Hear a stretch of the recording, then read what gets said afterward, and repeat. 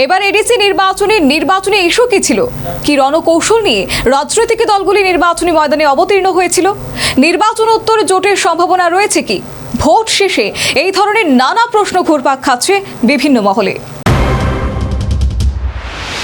ত্রিপুরায় এডিসি নির্বাচনকে কেন্দ্র করে রাজ্যের রাজনৈতিক প্রেক্ষাপট যথেষ্ট উত্তপ্ত। ভোট গ্রহণ প্রক্রিয়া সম্পন্ন হওয়ার পর ফলাফল ঘোষণার প্রতীক্ষা এখন চুলচেরায়, বিশ্লেষণ চলছে প্রতিটি মহলে।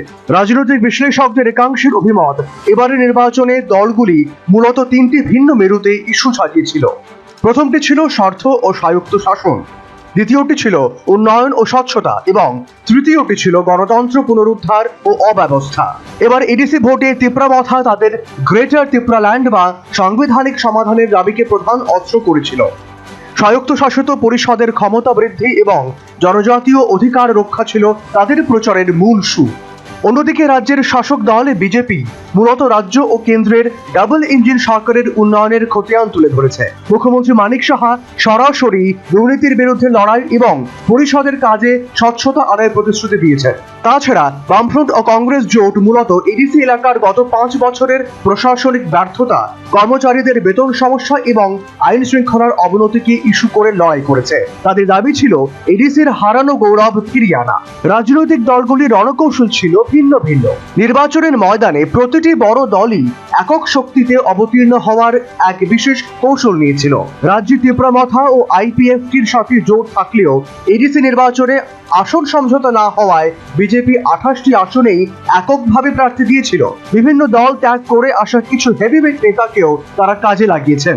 অন্যদিকে তিপ্রামথা সরকারে থেকেও নির্বাচনে তারা স্বতন্ত্রভাবে লড়াইয়ের পথ বেছে নেয়, যাতে জনজাতীয় আবেগ ধরে রাখা যায়। অন্যদিকে বাম কংগ্রেস মেরুকরণ, বামফ্রন্ট বিশেষ করে সিপিএম এবার প্রায় 21 জন নতুন প্রার্থী নিয়ে ময়দানে নেমেছিল, যাতে মানুষের মধ্যে নতুন করে গ্রহণযোগ্যতা তৈরি করা যায়। ভোট শেষে এখন সবচেয়ে বড় প্রশ্ন, কে গড়বে পরিষদ?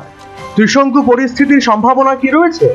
রাজনৈতিক বিশ্লেষকদের একাংশের অভিমত, এডিসি নির্বাচনে যদি কোনো একক দল সংখ্যাগরিষ্ঠতা অর্থাৎ 15টি আসন না পায়, তবে জোট গঠন প্রায় অনিবার্য। তাহলে সম্ভাব্য সমীকরণ কি হতে পারে? যদিও তিপ্রামথা এবং বিজেপি রাজ্য সরকারের সহযোগী, কিন্তু নির্বাচনী প্রচারে একে অপরের বিরুদ্ধে কঠোর সমালোচনা করেছে।